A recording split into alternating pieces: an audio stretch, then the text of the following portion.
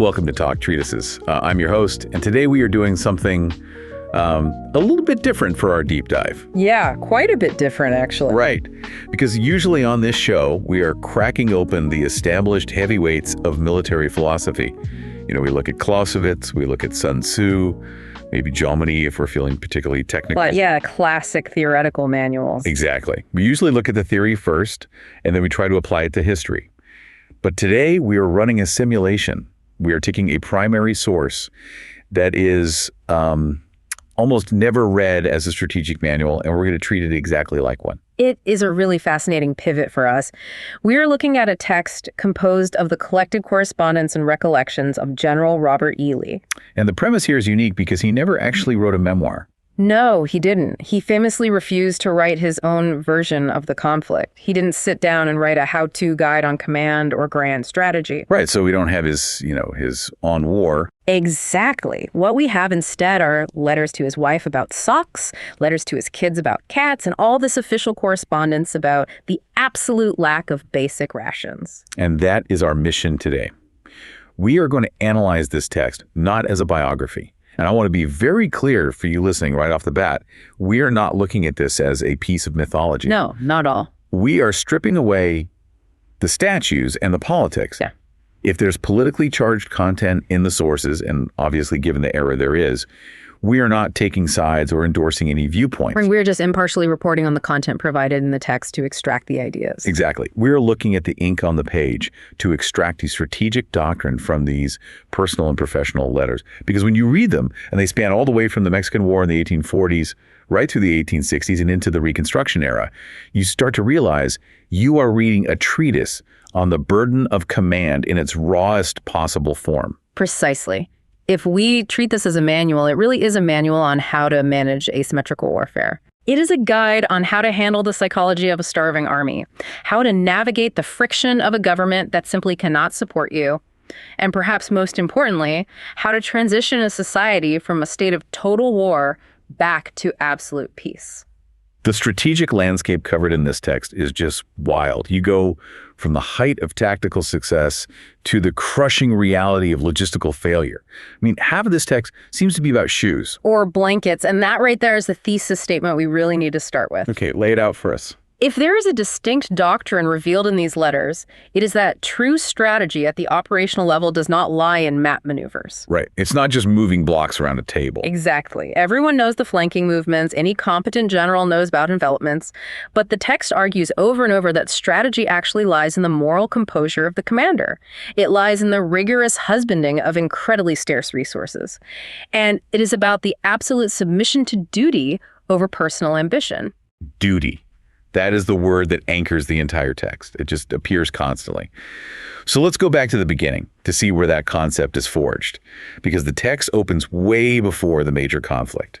We see a much younger man, an engineer in the 1840s. During the Mexican War, yeah. And honestly, reading these early letters, he sounds like a completely different person than the austere figure we usually think of. He's energetic, he's deeply curious, and he's incredibly detailed. He really is. And this is where the text is most revealing about his foundational character. In that earlier conflict, he is learning the absolute basics of logistics and reconnaissance. He isn't commanding vast armies yet. Right. He's finding routes through the brush. He's scouting terrain for the commanding general. But the letters included here show a man with a deep, almost surprising empathy for living things. They're talking about the pets, right? Because I was honestly surprised by how much real estate the text gives to his animals. It's not accidental at all. The text spends a very surprising amount of time talking about Speck, the black and tan terrier. He writes about this dog as if it's a member of his command staff. Yeah, it's actually pretty funny. It is. Speck was born at a fort in New York, and the text says he absolutely insisted on going to church with the family. Right, the dog wanted to go to church. And he tried to leave the dog behind on the second floor of their quarters, trying to maintain some military discipline. Sure. But Speck just jumped out the window, 2 stories down, just to follow them to the service. And I think the reaction is what really matters here for our analysis. A strict disciplinarian or a man focused solely on looking tough might have been annoyed or punished the animal. Right, absolutely. But he was charmed by it. He allowed the dog to sit in the service from then on. He even writes about the dog's piety being greater than the rest of the congregation. And then there is the story of the pony, Santa Anna. Oh, right, the white Mustang pony he brought back from Mexico for his son. The text describes him shipping this pony all the way up to Baltimore. And it arrives looking completely miserable. It's cramped from the voyage, it's dirty, it's totally dispirited. And he is down on the docks, managing the arrival of this pony with the exact same seriousness he would later use to manage a corps of artillery. He's fretting over its health, its feed, its comfort. What's fascinating here for you listening is why this is included in a treatise on command. If we are reading this for strategy, what do a terrier and a pony actually tell us? They tell us about connection. Yes. The text establishes that his power as a commander didn't come from fear. It came from a sort of intense, almost paternal empathy. He noticed the smallest suffering. Which translates directly to his men later on. Exactly. Later, when we get to the massive, horrific battles, we see him worrying about the horses' sores or the men's lack of socks in the dead of winter. That capability to care for the small things is what built the intense loyalty that allowed him to sustain the army long after the food ran out. But there is a flip side to this military life, which the text hits you with pretty hard. You have this empathy, but you also have the necessary distance. There's that incident with the wrong child. That is a genuinely heartbreaking moment, and it serves as a stark warning in the text about the cost of the profession. Yeah, walk us through that. The text describes him returning home after being away at war for more than 2 years. He walks into the house, and there's a big gathering of family and friends. He sees a little boy with golden curls, and he rushes over to pick him up and kiss him, assuming it's his own son. And it wasn't. No, it wasn't. It was a neighbor's child. His own son was standing in the background, just shocked and feeling completely humiliated. It's a brutal illustration of what this job takes from a person. The text is showing us that the master strategist is fundamentally an absent figure, someone who sacrifices the personal for the duty.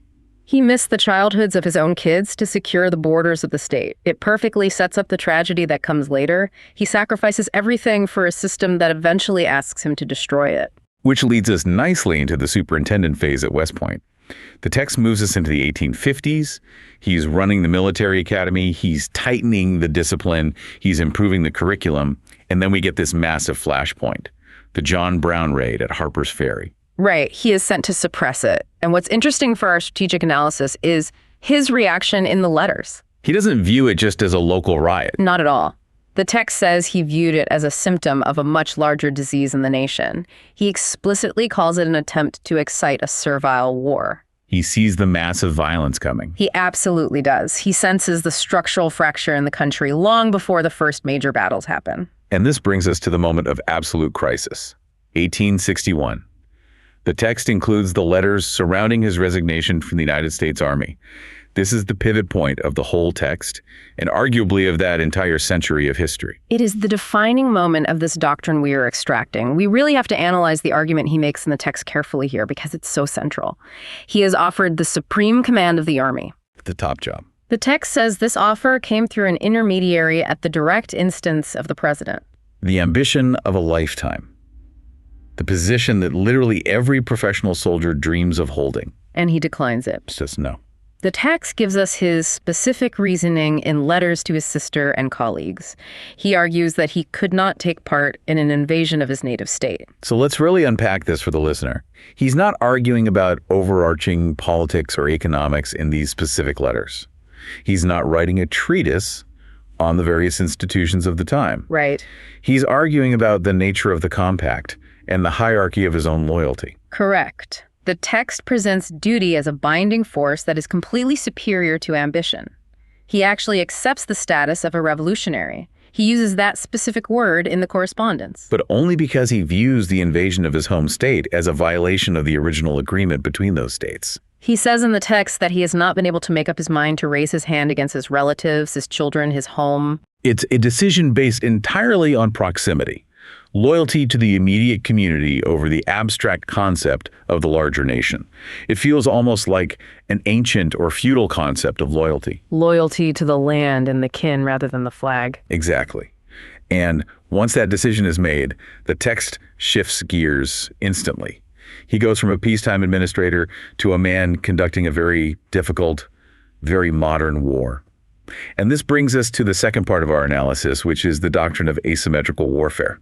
Because immediately, he's not the legend yet. In fact, the text mentions he was heavily mocked early on. Yeah, they called him the King of Spades. They did. When he was commanding in the coastal regions early in the conflict, he had the men digging constantly. Earthworks, trenches, fortifications everywhere. And the press just mocked him for it. They wanted glory. They wanted these grand Napoleonic charges across open fields. And he was just handing out shovels and dirt. But this was a massive strategic insight, wasn't it? It wasn't just caution. It was the absolute core of his asymmetric strategy.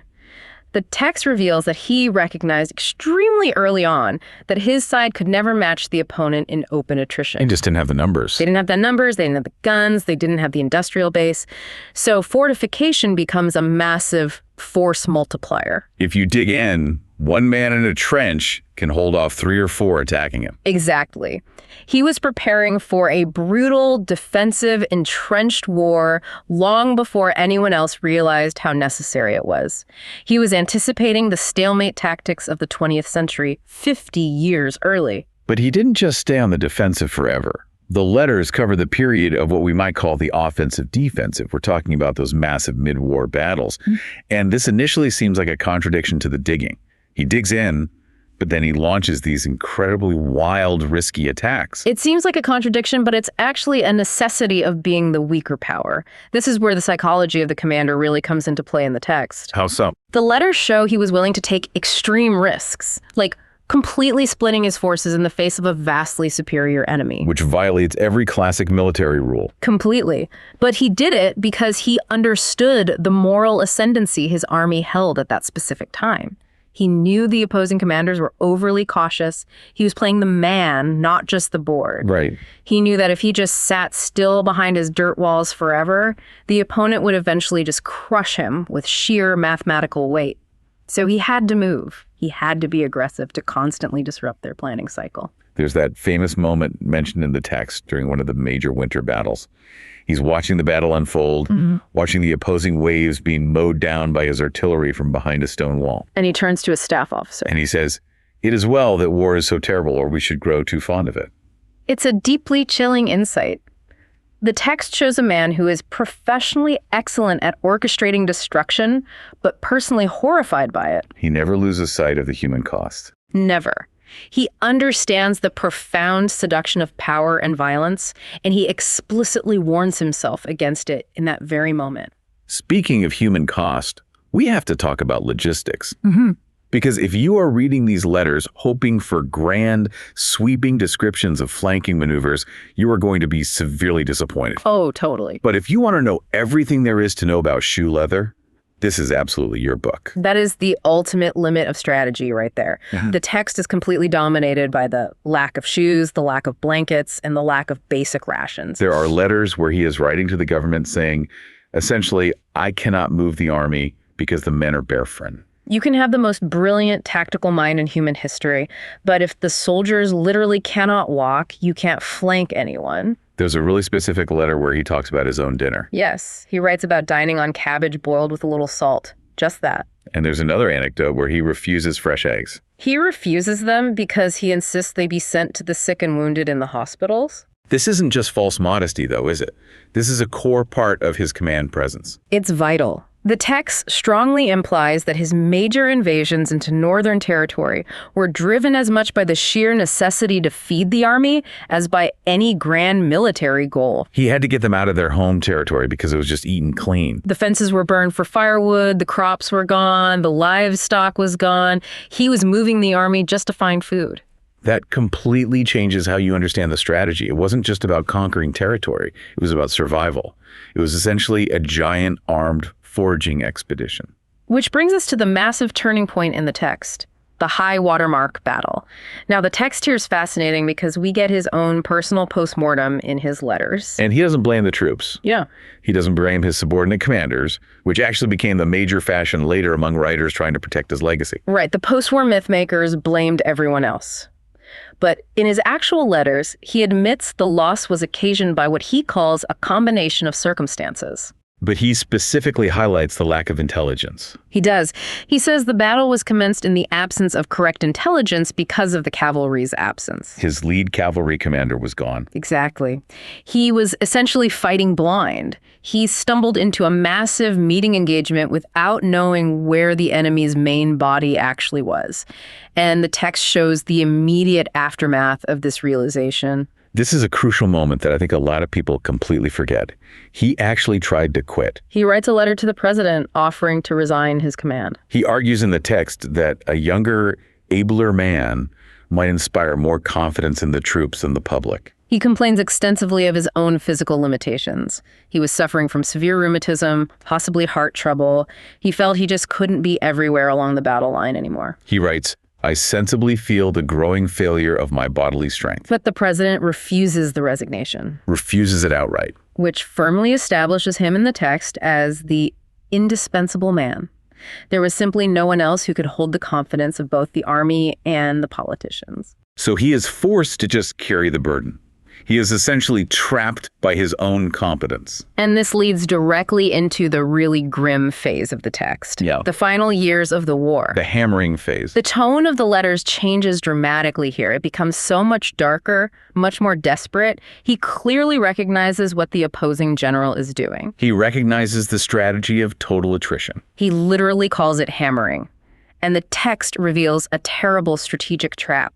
He argues in his letters that he desperately wished to maneuver. He wanted to evacuate the capital. He wanted to get the army out into the open country where he could actually move, where he could use his tactical brilliance to create opportunities. But he was strictly bound by political necessity to defend the capital city. He was pinned against the wall. Completely pinned. If he leaves the city, the government falls and the war ends. If he stays, the army slowly bleeds to death. He knows this perfectly well. The text describes the thin line he was holding. By the very end, he writes that he is holding a 30-mile line of trenches with only 35,000 men. Facing over 150,000. It's mathematically impossible. He's stretching a rubber band until it inevitably snaps. And yet, through all of this, he refuses to stay in a comfortable safe house. That's a massive recurring theme in his leadership style. The text mentions he repeatedly refused offers of warm rooms in citizens' houses during the final siege. He preferred a tent. He said he couldn't turn a private home into a military barrack with couriers constantly coming and going, but really, if you read between the lines, it was about being near the men.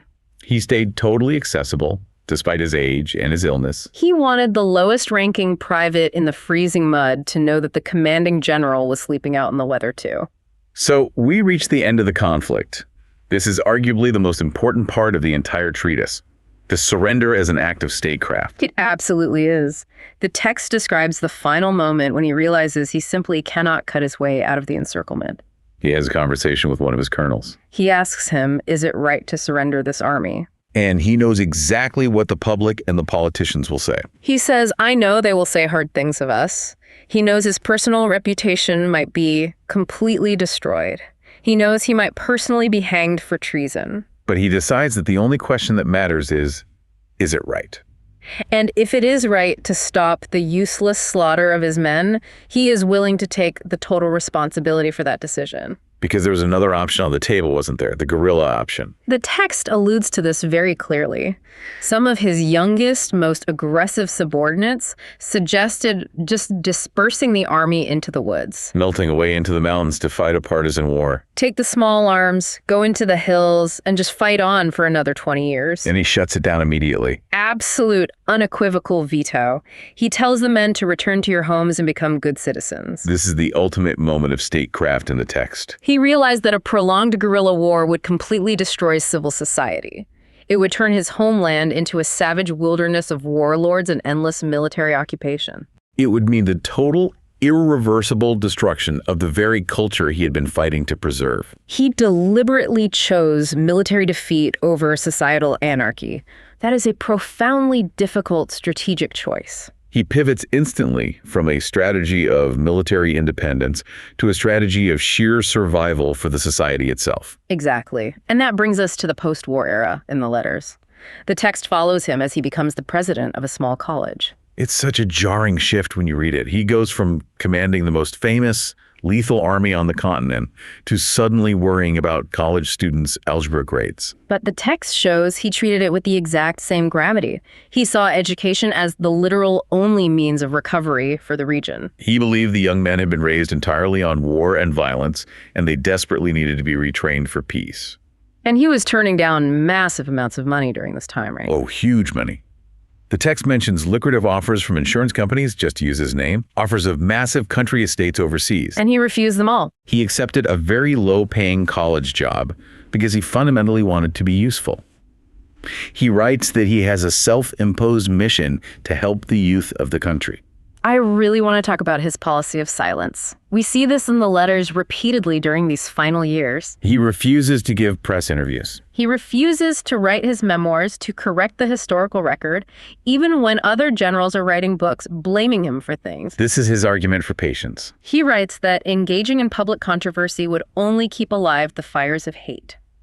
He actively advises his people to submit to the new authority, to work hard, and to wait for reason and charity to return to the public discourse. It's a doctrine of stoic submission. He firmly believed that arguing with the victors would only bring down much harsher measures on his people.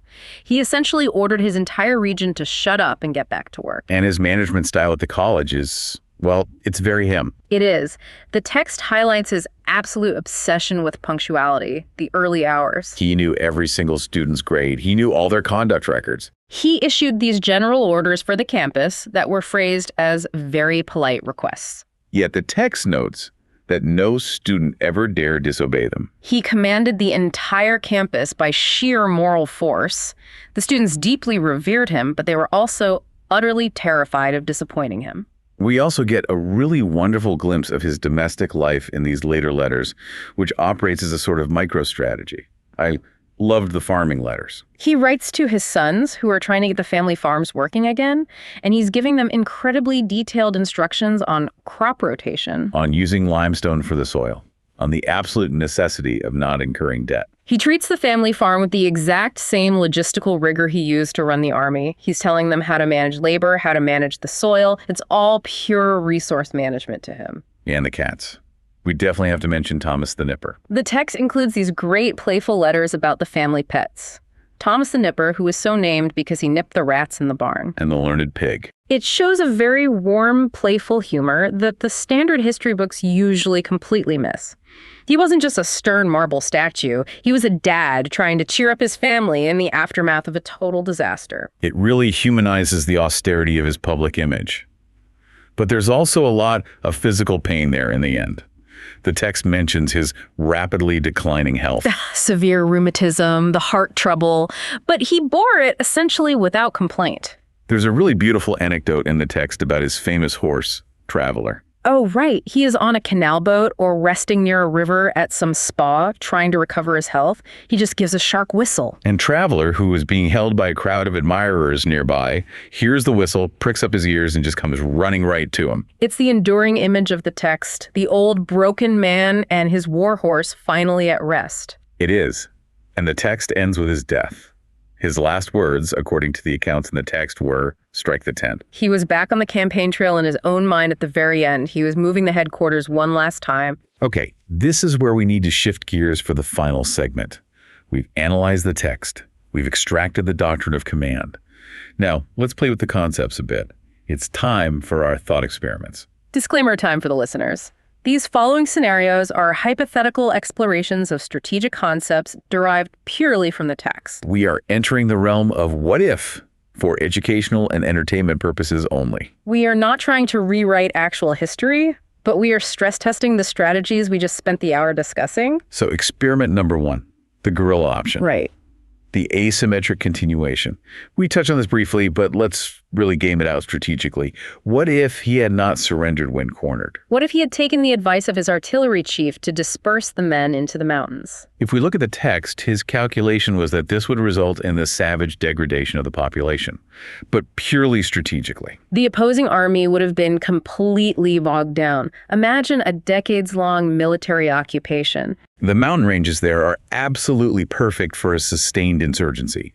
You have deep cover, You have a highly sympathetic local population, and you have incredibly difficult terrain for conventional forces to navigate. It would have been very much like the Peninsular War in Spain against Napoleon's armies. Or picking a more modern example, any asymmetric conflict of the last 50 years, the occupying force would have had to maintain a massive, expensive standing army in that region for 20 or 30 years. The economic cost to the victor would have been astronomical. The political will to keep funding that occupation might have actually cracked eventually. But the cost to his own people. Complete annihilation, total economic and social destruction. His calculation in the text was that the society itself would cease to exist in any recognizable form. You would have had a permanently fractured continent, a much weaker central government, perhaps, but a southern region that was essentially an endless, smoking wasteland. He deliberately chose the survival of the civilization over the survival of the political cause. He sacrificed the dream of independence just to save the physical reality of the people. Experiment number 2. Let's call it the diplomatic general. The text mentions him watching international incidents, like the tension between the UK and the US, very closely. He definitely did. He had a remarkably keen understanding of international optics. He knew that the only way a weaker power wins that kind of war is if a major global power intervenes. So what if he had been sent as a diplomat to Europe at the very beginning of the conflict, instead of being made a commander in the field? What if the government just puts him on a boat to London in 1861? That is a fascinating counterfactual, because the text shows he regularly corresponded with English lords. He was highly respected abroad. The text even mentions an English scholar writing to him, wishing he would write a military commentary like Caesar did. He perfectly fit the European mold of the aristocratic gentleman soldier. Could he have actually swayed the British government to intervene? His personal gravitation was immense. He had that incredibly stoic bearing that the European aristocracy really admired at the time. He might have been significantly more effective than the actual diplomats they sent, who were mostly just loud politicians. He could have spoken directly, soldier to soldier, with the British High Command. But, and there's a big but here, the text also shows his deep reluctance to ever leave his people, and more importantly, he was deeply skeptical of foreign aid from the very beginning. he wrote that independence had to be won alone. He didn't believe the cavalry was coming over the hill to save them, figuratively speaking. So while he might have charmed the high society in London, his own strategic doctrine suggests he knew it wouldn't change the actual math of the war. He knew that nations only act in their own cold self-interest, and it simply wasn't in Britain's economic or military interest to start a massive war across the ocean. So bringing it all back home to wrap up, what does this deep dive into these letters actually tell us? It gives us a really comprehensive blueprint for defeat with dignity. The text moves from the god of battles to the god of peace. We see a man who transitions from being a master of incredibly violent warfare to a master of absolute submission to a new, painful reality. It's the lasting image of the great king on his horse, not remembered as a conqueror, but as a symbol of pure endurance. Exactly. And here is a final provocative thought for you to mull over. The text heavily suggests that his absolute greatest victory wasn't any battle he won on the map. His greatest victory was his firm refusal to let the war continue after the surrender. In the modern era, where we see insurgencies drag on for generations, where civil conflicts become seemingly endless and endemic, that is a truly unique legacy. It makes him a bizarre anomaly in the long history of rebellion. He knew exactly when to quit, and he used his immense moral capital to enforce that bitter peace on his own angry armed followers. He ordered them to stop fighting, and simply because it was him, they actually listened. That is a very powerful place to leave it for today. This has been a deep dive on Talk Treatises. Thanks for listening to our simulation. Catch you next time.